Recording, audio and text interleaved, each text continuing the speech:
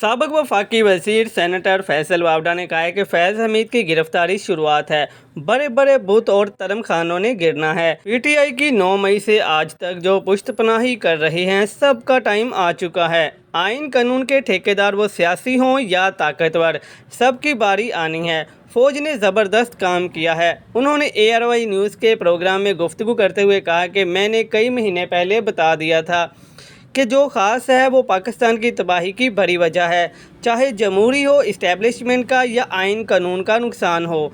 ये तो होना ही था। ये बहुत ज़बरदस्त फ़ैसला हुआ है।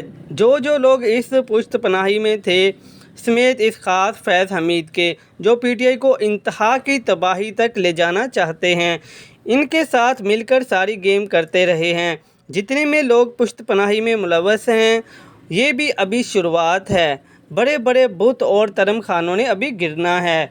जो आइन कानून के ठेकेदार हैं, इन सब की बारी आनी है। फ़ौज ने बड़ा ज़बरदस्त काम किया है।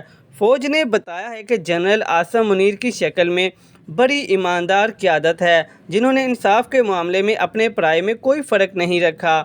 आइंदा दिनों में अरशद शरीफ के कत्ल की चीज़ें खुलती नज़र आएंगी। ये बहुत खुश आइंदा है। देर आए दुरुस्त आए। जहाँ तक फ़ौज का नुकसान तो क्या है, आप भी कर रहा है। टॉप सिटी वाला केस मज़ीद खुलेगा तो और लोग भी मुलव्वस होंगे। ये अभी शुरुआत है। वो जो पाकिस्तान के बाप बने हुए हैं, वो समझ लें इंडिकेटर आ चुका है।